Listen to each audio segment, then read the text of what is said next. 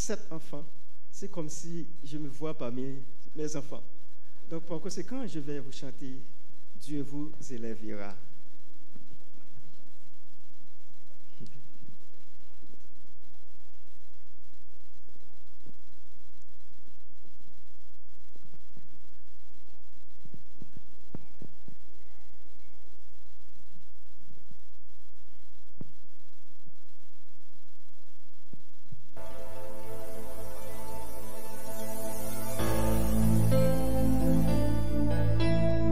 De la poussière, Dieu retire le pauvre. Du fumier, il relève l'indigent pour les faire asseoir avec les grands de son peuple. Il donne une famille à celle qui était stérile. Il en fait une mère joyeuse au milieu de ses enfants. Louez l'Éternel. Je vous élèvera.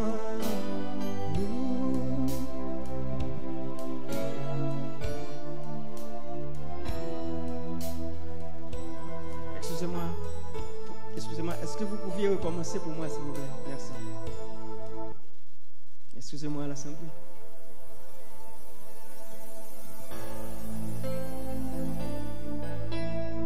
De la poussière, Dieu retire le pauvre. Du fumier, il relève l'indigent pour les faire asseoir avec les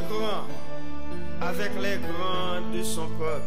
Il donne une famille à celle qui était stérile. Il en fait une mère joyeuse au milieu de ses enfants. Louez l'Éternel.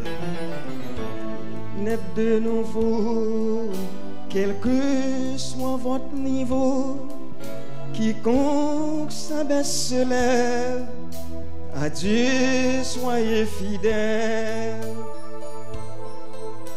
Point de condamnation pour ceux qui sont en Christ, fuyez la tentation, menez une nouvelle vie. Si on vous rappellera les fautes du passé, dites oui que c'était pour vous que Christ crucifié.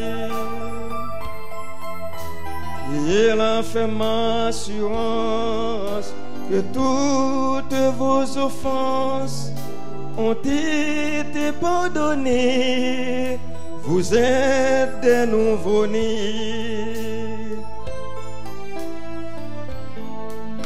Dieu vous élèvera et il vous fera asseoir ici parmi les grands, oui les grands de son peuple. Oh oui, au ciel parmi les anges dans la gloire du Père, parmi tous les élus en l'honneur de Jésus. Au ciel parmi les anges dans la gloire du Père, parmi tous les élus en l'honneur de Jésus. Nous sommes en marche pour la vie. Au ciel bientôt nous entrerons.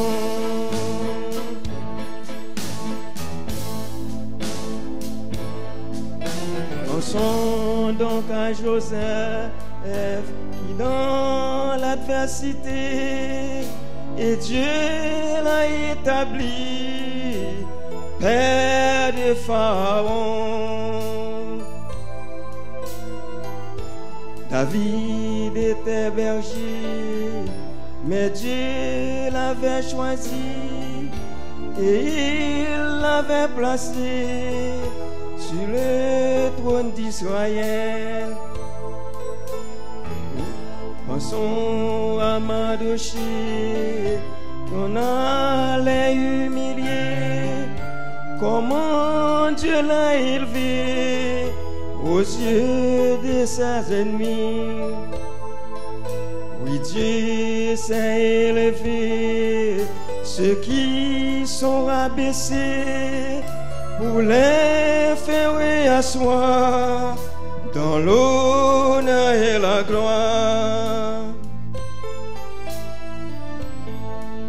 Dieu vous élèvera et il vous fera asseoir ici parmi les grands, oui les grands de son peuple. Au ciel parmi les anges dans la gloire du Père, parmi tous les élus en l'honneur de Jésus. Au ciel parmi les anges dans la gloire du Père, parmi tous les élus en l'honneur de Jésus. Nous sommes en route pour la vie. Au ciel bientôt nous rentrerons. Joseph, David, Mardoché et l'Église. Nous sommes en route pour la vie.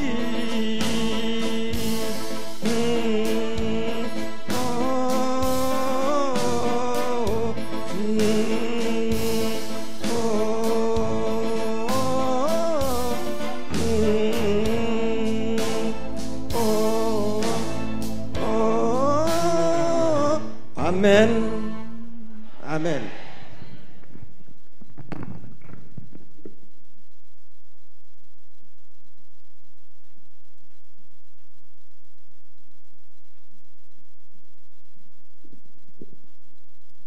Nous remercions frère Florestal pour ses chants.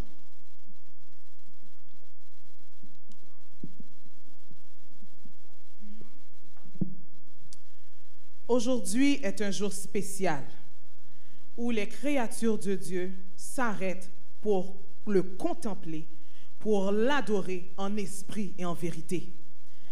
Oubliez vos soucis et contemplez le Seigneur en ce sabbat matin. Je vous invite à vous mettre debout pour chanter au numéro 394. Contemplez mon Dieu sur son trône, vivre avec Jésus dans le ciel.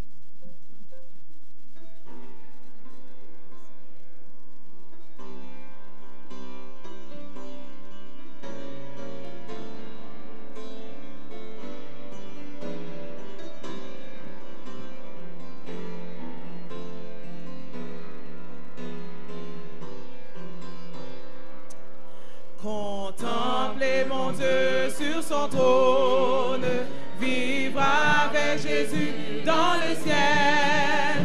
Jetez à ses pieds ma couronne, c'est là le bonheur éternel. Dans le ciel,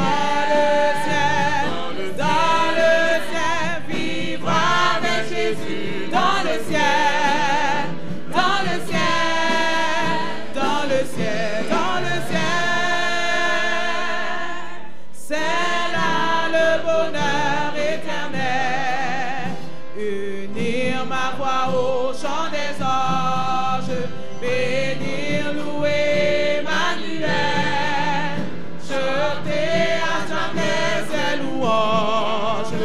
C'est là le bonheur éternel. Dans le ciel, dans le ciel, dans le ciel, vivre avec Jésus dans le ciel, dans le ciel, dans le ciel, dans le ciel. C'est là le bonheur éternel. Jouir d'une paix infinie, revoir mes amis dans le ciel, posséder l'immortelle vie. C'est là le bonheur éternel. Dans le ciel, dans le ciel, dans le ciel, vivre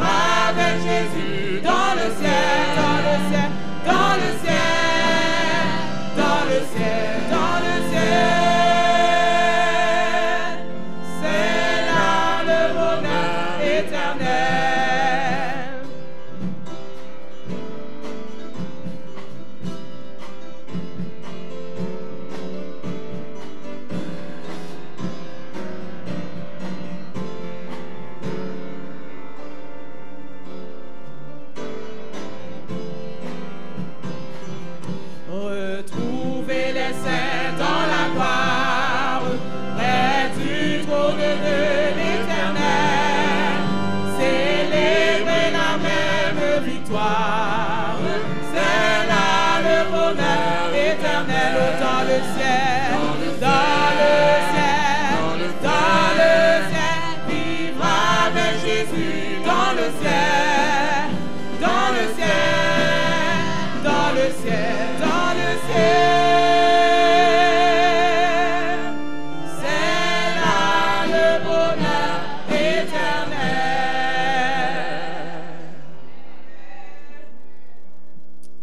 Nous sommes en route vers le ciel.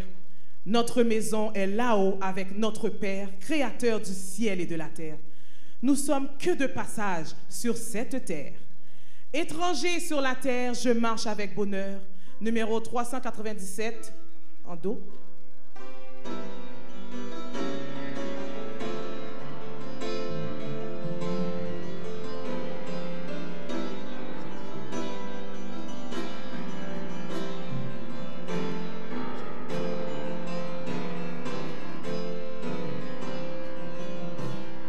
Étranger sur la terre, je marche avec bonheur vers la maison du Père, vers la demeure où m'attend le Seigneur, vers la maison du Père, vers la demeure où m'attend le Seigneur. Oh, quand sera-ce que face à face, pour toujours près de toi, je te verrai, mon roi.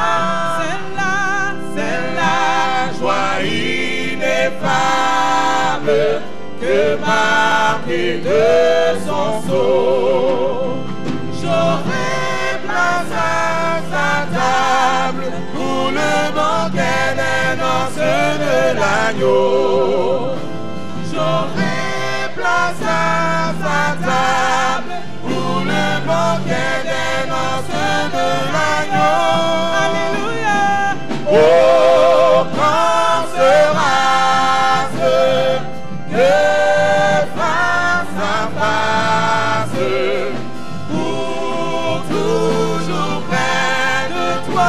je te verrai, mon roi. C'est là qu'au chant des anges, Pendant l'éternité, j'unirai mes louanges,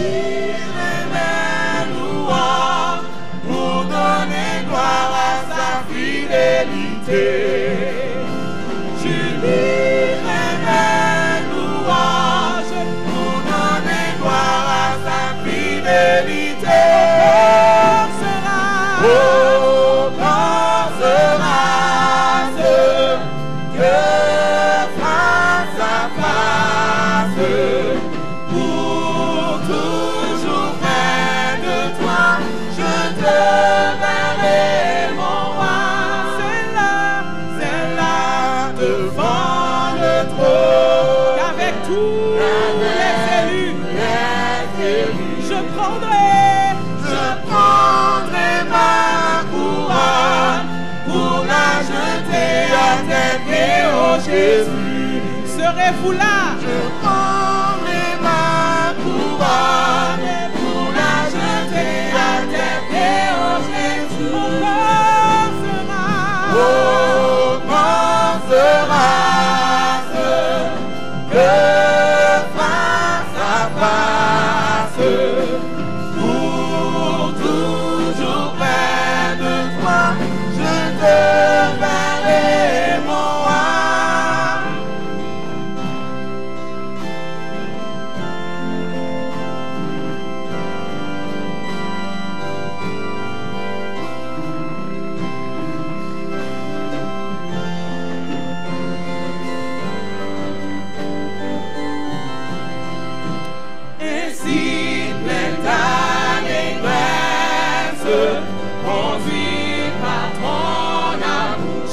marcher sans cesse. Je veux marcher sans cesse, ô mon sauveur, vers ton divin séjour.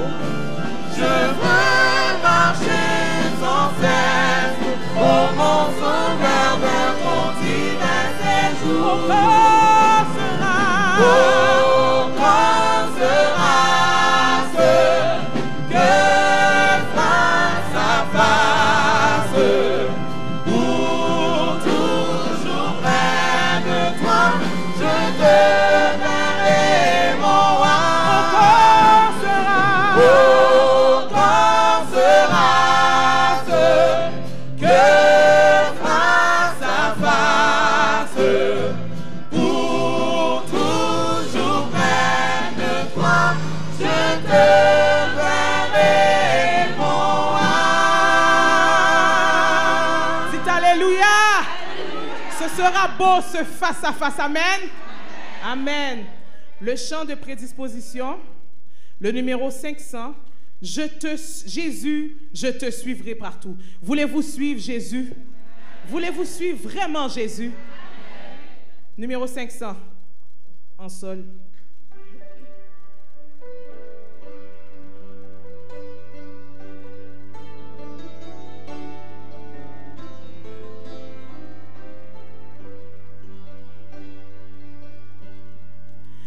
Jésus, je te suivrai partout. Jésus, je te suivrai partout.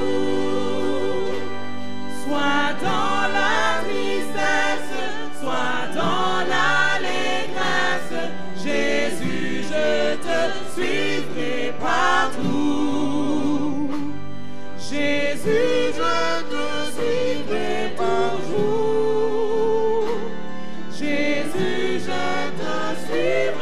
Toujours. Si l'épreuve abonde, ta paix est profonde. Jésus, je te suivrai toujours. Je te suivrai dès aujourd'hui. Je te suivrai dès aujourd'hui. Mon âme affranchie vivra de ta vie, je te suivrai dès aujourd'hui.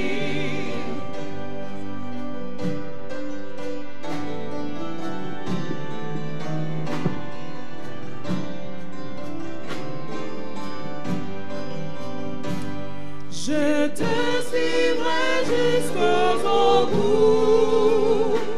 Je te suivrai jusqu'au bout.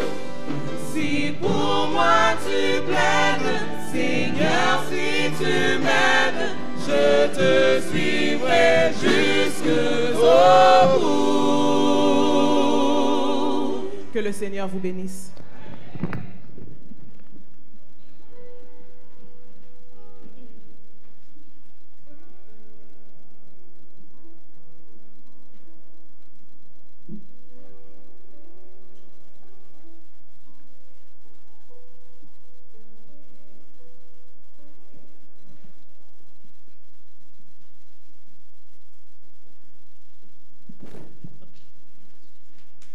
Bonjour chers frères et sœurs, amis visiteurs. Bonjour chère Jeanne. Vous allez bien? Oui, moi aussi, c'est gentil de demander.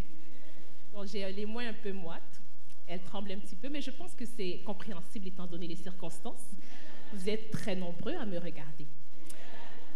Alors, mais je suis vraiment contente d'être ici ce matin. Et souffrez d'ailleurs avec moi que je partage un peu de ma nostalgie avec vous. J'ai grandi sur les bancs de cette église, j'ai travaillé à la communication. Ça fait du bien d'être à la maison. Je suis contente de voir des visages familiers. Je suis contente de voir des nouveaux visages aussi. Il y a quelques semaines, j'étais à l'école, à la cafétéria, et j'entends un monsieur dire « Oh, mon sandwich sans bacon, s'il vous plaît, je ne prends pas de porc. » Je me retourne. « Oh, vous êtes adventiste ?» Il me dit « Oui, je vais à Saint-Léonard. » Je n'ai jamais vu la personne de ma vie. Et ça m'a étonnée parce qu'à une certaine époque, je me passais de présentation à Saint-Léonard. Je veux dire, la moitié connaissait ma mère, l'autre moitié connaissait un autre membre de ma famille, et le tiers avait au moins dîné une fois à la maison, au moins. Mais il y a des choses qui ne changent pas. La louange est toujours aussi excellente. Il y a quelque chose de spécial dans la louange à Saint-Léonard. À l'époque, on n'avait pas la même pianiste, mais elle est pas mal.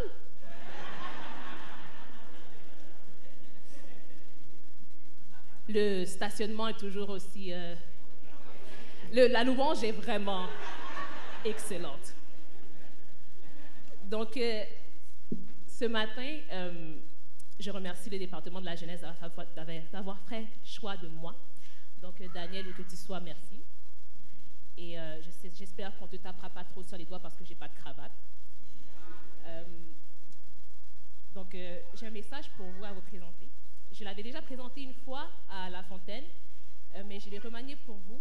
Mon répertoire en tant que prédicatrice n'est pas trop grand, alors soyez avec moi. Et je vais vous demander de prier pour moi dans vos cœurs et d'incliner la tête alors que je prie moi-même le Seigneur. Seigneur Dieu, je te remercie pour ce privilège et cette opportunité que tu me donnes de me tenir devant ton assemblée. Seigneur Dieu, je ne suis rien, mais tu aimes manifester ta puissance, Seigneur, dans les gens plus faibles, dans les gens moindres. Alors, Seigneur, parle à ton peuple, que ton peuple écoute et ouvre nos cœurs, ouvre nos esprits, ouvre nos oreilles et que nous puissions mettre en pratique ce que tu as à nous dire au nom de Jésus. Amen. Donc, encore une fois, bon sabbat. Joyeuse Pâques aussi. En cette période de l'année où beaucoup vont jouir du congé, du chocolat, sans nécessairement se soucier de l'origine et de l'importance qu'il y a derrière cette célébration, cette sainte semaine. Je crois qu'il est important de se rappeler un peu nos origines et de se rappeler aussi où est-ce que nous allons. Et tout ça commence, comme vous le savez, avec le peuple d'Israël, avec l'Exode, avec la 10e plaie. On sait que la relation entre Dieu et son peuple a connu beaucoup de hauts et de bas. Je dirais plus de bas que de hauts. Mais Dieu a toujours pu susciter, en dépit de tout, des gens forts, des maillons forts. Hein, je connais votre thème de l'année. Et il a toujours pu guider son peuple à travers les épreuves. Et aujourd'hui, je veux vous parler d'un de ces maillons forts. Donc, ce personnage est jeune. Il a été esclave, mais même dans l'esclavage, il a pu témoigner pour son Dieu. Est-ce que vous voyez de qui je peux parler? Non, ce n'est pas Joseph. Et ceux à qui je l'ai dit, dites-le pas. Mais non, ce n'est pas Joseph. Est-ce que vous avez un autre essai? Ce n'est pas Josué. La servante de Laban. Bravo. De Naaman, excusez-moi. Oui, c'est d'elle que je parlais. C'est la servante de Naaman. Donc, je vais vous demander d'ouvrir avec moi vos Bibles dans 2 Rois 5. Et de la maintenant ouverte dans 2 Rois 5, on va essentiellement se concentrer sur ces versets.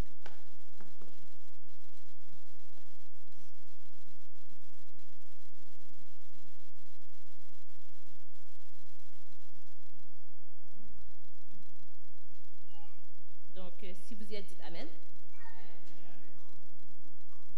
Il y a Joanne qui est là? Bon. Combien ont leur Bible, by the way? Ok, 2 Rois 5, à partir du verset 1er, je vais vous inviter à lire avec moi. Naaman, chef de l'armée du roi de Syrie, jouissait de la faveur de son maître et d'une grande considération, car c'était par lui que l'Éternel avait délivré les Syriens. Mais cet homme fort et vaillant était lépreux. On va lire aussi le verset 2.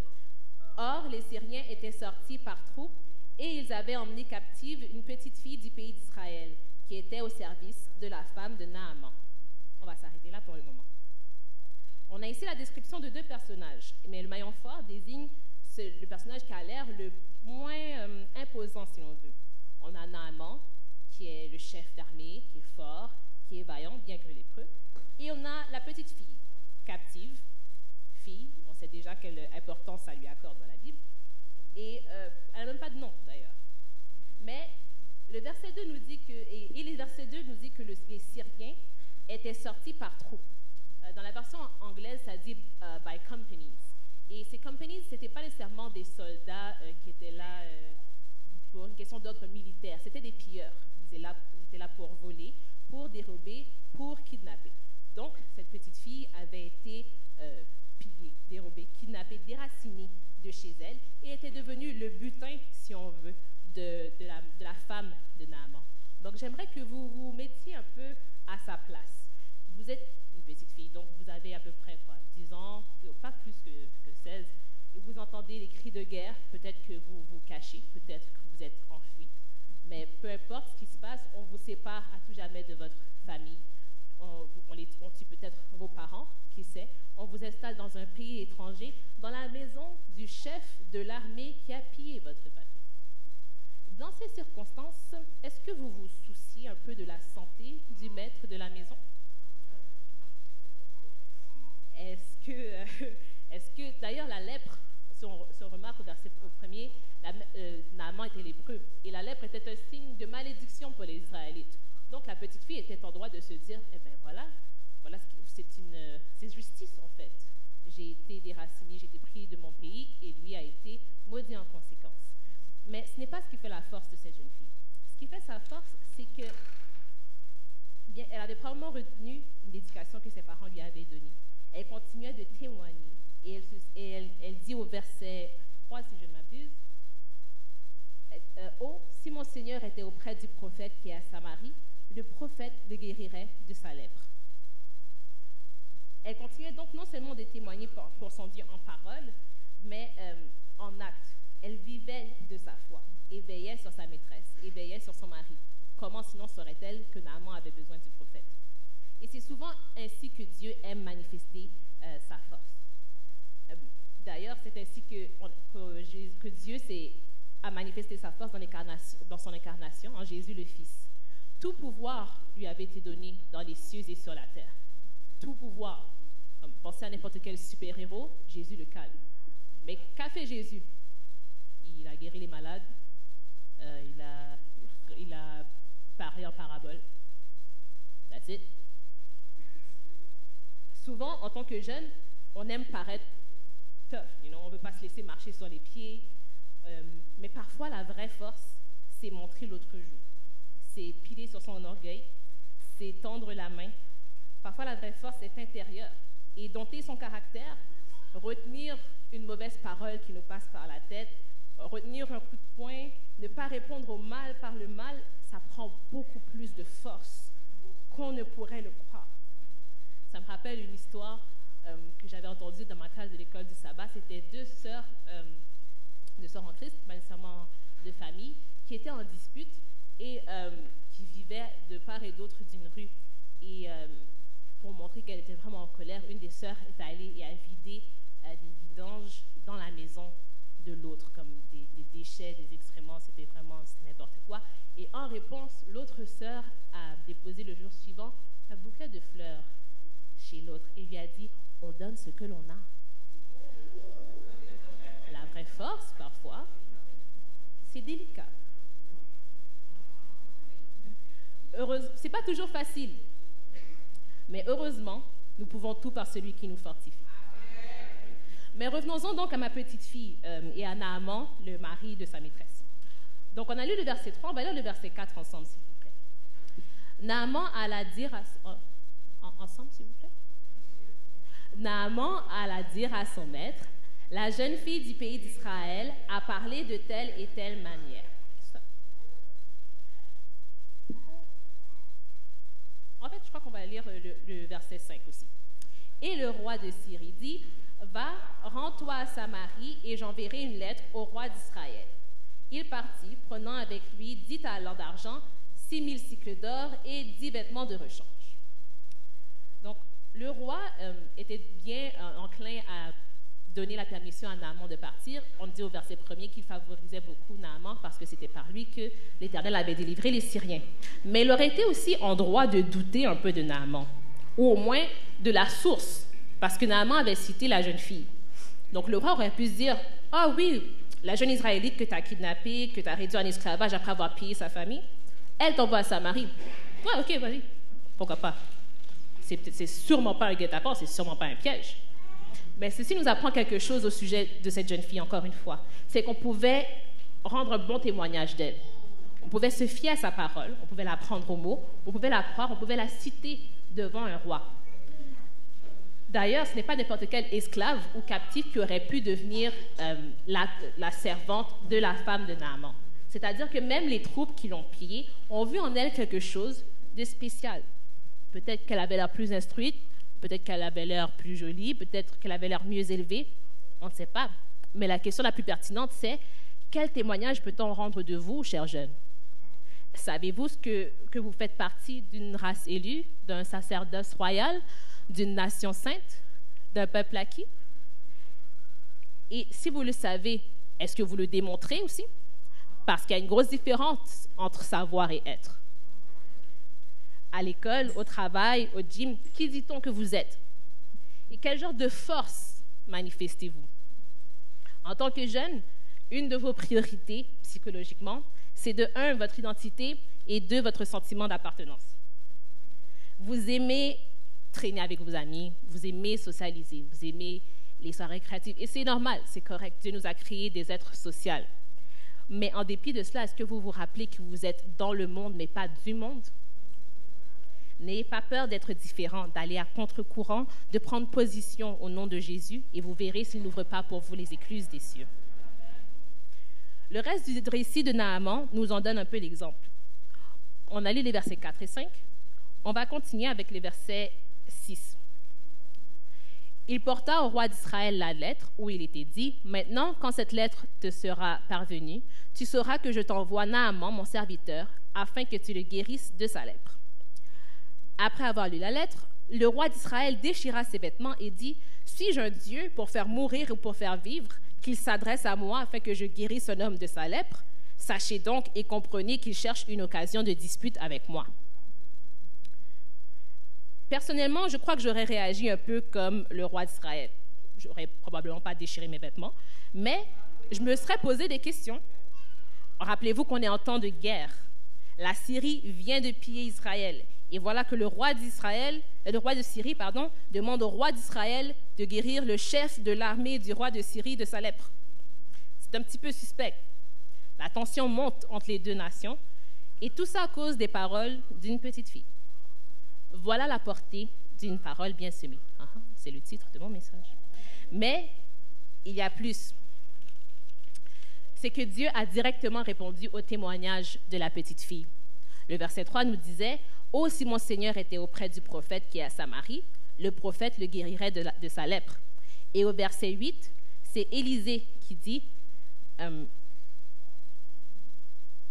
Laisse-le venir à moi, et il saura qu'il y a un prophète en Israël. » On sait tous qu'est-ce qui se passe par la suite. Qu'est-ce qui se passe par la suite? Ce n'est pas une question rhétorique. On l'envoie se baigner. Combien de fois? 7 fois. Et qu'est-ce qui se passe? Amen. Naaman a été guéri. Le conseil de la petite fille a porté fruit.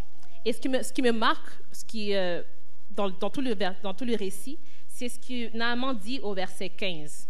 Et ça, j'aimerais que vous le lisiez avec moi encore une fois. Naaman retourna vers l'homme de Dieu avec toute sa suite. Lorsqu'il fut arrivé, il se présenta devant lui et dit « Voici, je reconnais qu'il n'y a point de Dieu sur toute la terre, si ce n'est en Israël. Et maintenant, accepte, je te prie, un présent de la part de ton serviteur. » Ça veut dire qu'il proclame le nom de Dieu devant tous ses serviteurs, devant toute sa suite. Et il est très probable qu'à son retour, sa femme en aura entendu parler, que ses troupes, ses soldats en entendront parler. Et alors, qui sait combien d'âmes se convertiront? Combien d'âmes auront alors entendu parler de Dieu? Voilà la portée, encore une fois, d'une parole bien semée. Voilà comment Dieu peut se servir d'un maillon fort. Voilà comment il prend quelque chose d'apparemment insignifiant et en fait quelque chose de puissant.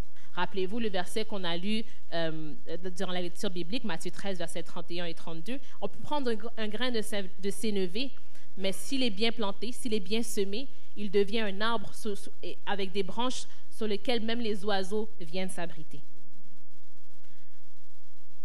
Parfois, en tant que jeune, on se dit qu'on est trop jeune, justement, qu'on n'a pas assez d'expérience, qu'on ne s'y connaît pas assez. Ben, moi, je ne sais pas prêcher, je ne sais pas jouer d'un instrument, je ne sais pas chanter. Qu'est-ce que je peux faire? Votre vie est un témoignage de l'amour de Dieu. Okay? Si vous vivez pour Dieu, il ne manquera pas de révéler la manière dont il peut se servir de vous. Vous n'avez qu'à écouter. Gédéon était le plus petit de la plus petite famille en Israël, mais Dieu l'a mis à la tête de 300 hommes pour faire fuir les Madianites. Et la fille dont je vous parle depuis tout à l'heure, encore une fois, elle n'a même pas de nom. Mais qui sait combien d'âmes ont été converties, ont été touchées grâce à elle. Et jusqu'à ce jour, si je vous parle de cette petite fille, c'est parce qu'à la classe enfantine, quelqu'un m'avait parlé de son histoire. Et peut-être qu'à votre tour, vous en parlerez à quelqu'un qui vous entoure. Vous avez tous votre part à jouer dans le grand conflit cosmique. Laissez Jésus vous aider, car lorsque nous étions encore sans force, Christ, au temps marqué, est mort pour nous. Romains 5, verset 6. Et c'est ainsi qu'il prouve son amour envers nous. Bien plus encore, il est ressuscité. Il est à la droite de Dieu et il intercède pour nous. Romains 8, verset 34. C'est ainsi qu'il prouve son amour envers nous. Donc, jeunes, je conclus déjà, soyez remplis de cet amour, recevez l'esprit de force, d'amour, de sagesse que Dieu vous donne et formez une chaîne indestructible de maillons forts pour Christ. Que Dieu nous bénisse.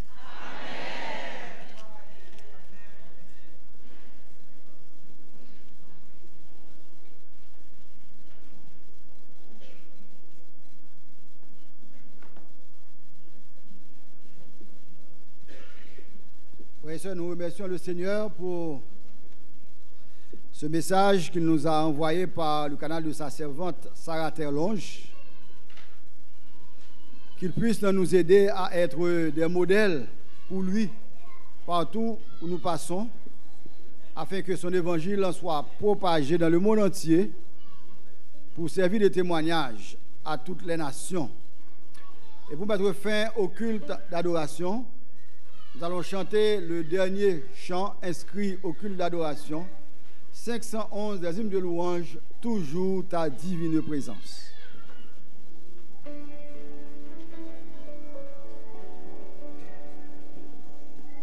Je veux juste faire une annonce, il n'y a pas d'explorateur ni d'aventurier demain. Désolé pour l'erreur. Debout, s'il vous plaît.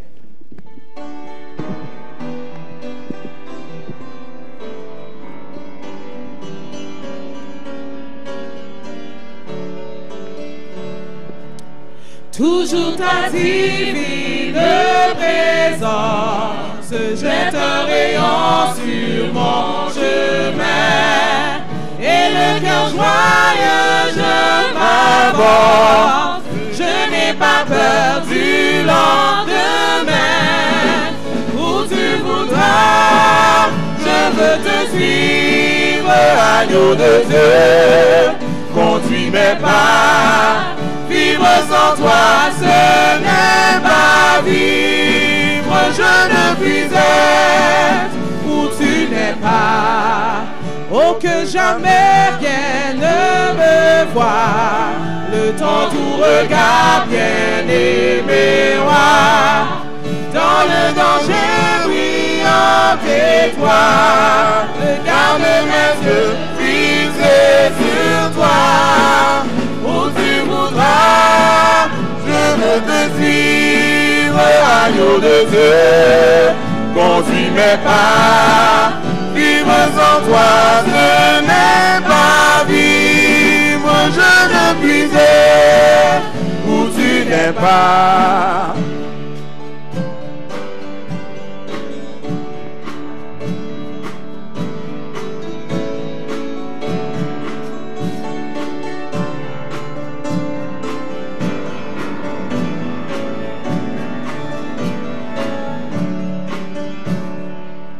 Auprès de toi la vie est belle, c'est le bonheur, la liberté, c'est une jeunesse éternelle, c'est le ciel, la félicité.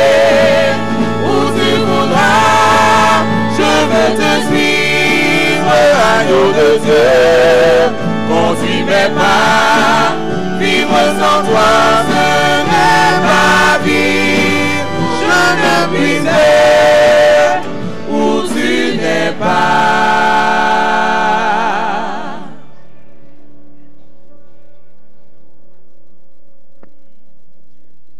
Seigneur éternel, notre Dieu, nous te remercions pour ce moment passé avec toi.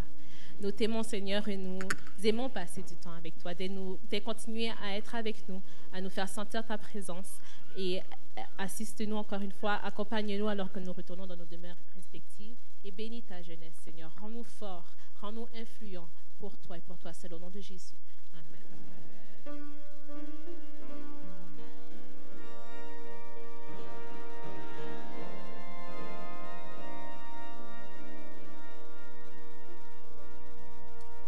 Que la paix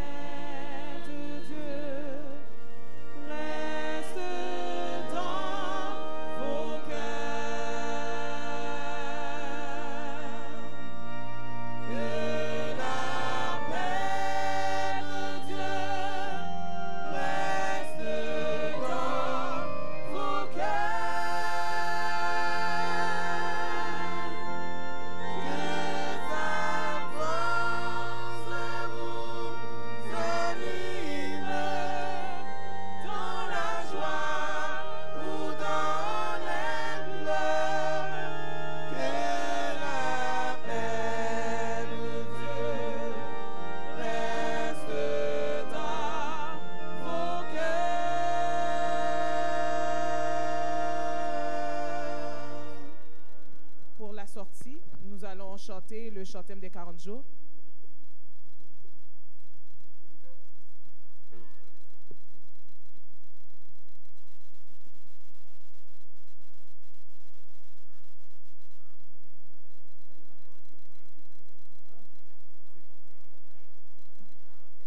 On peut afficher les paroles, s'il vous plaît.